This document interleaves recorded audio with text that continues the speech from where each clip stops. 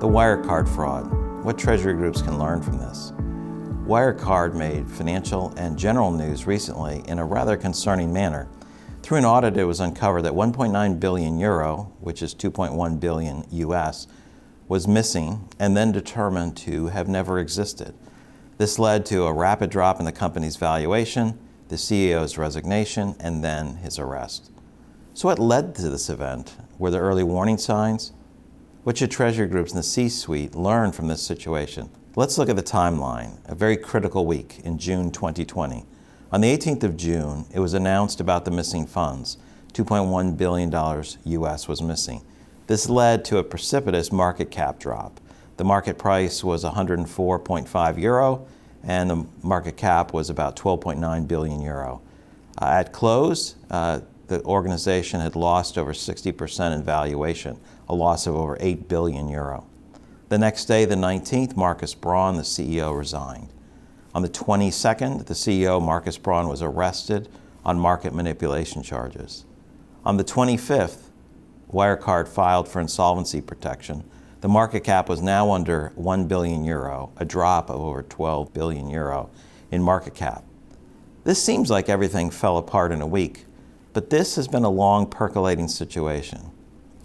A couple points on this. The Financial Times had previously accused Wirecard of round-tripping. This is what's referred to as lazy Susans by some. This is selling and buying back the same or similar assets, sometimes creating noise in the situation, back and forth. This gives an appearance of robust growth or activity, yet no financial profit or substance comes about as a result of these transactions. Secondly, short sellers have been working on their stock price for some time, betting against the firm. Some have been doing this for as long as a decade. So what do we now know or suspect? Please recognize that more facts will come out as the case develops. So financial statements were falsified. Income statement had inflation of revenue numbers.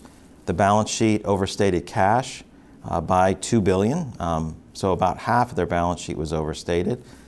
There was suspected collusion. The CEO has been charged and the chief operating officer is being sought.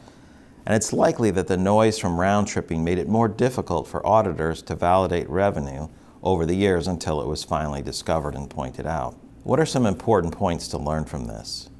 This isn't the first time this has happened in the current era. Billion-dollar equivalent frauds with an intersection in bank account management and liquid asset reporting have occurred multiple times in the past couple of decades. Think of Parmalat, Satayam, and now Wirecard. Proper bank account management processes can certainly make falsifying cash balances more easily detected. Bank account management is vital. Effective bank account management is a great way to make this type of fraud far more difficult to carry out, even when some collusion is involved. Here are a few key points to consider about bank account management. First, ensure daily visibility, access to all your accounts on a daily basis so that multiple people can see the activity. Second, have automated reconciliation, pulling in the information from different banks, having that run through an automated system to spot any discrepancies. Third, ensure that there's cash posting segregation.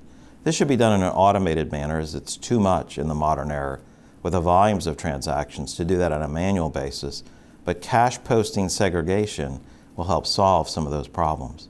And finally, for purposes of this discussion, ensure that Treasury runs their own audits. This would be looking at signers, balances, access to accounts, the account and transaction controls, and do this to at least half of your accounts every year so that within a 2-year period, all of your accounts are audited.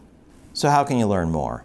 For those interested in learning more, see the links below for other videos on fraud. Look for the link to download the Treasury Fraud and Control Report. And also look at securetreasury.com for our web-based training subscription curriculum, which covers bank account management and other frauds in more detail.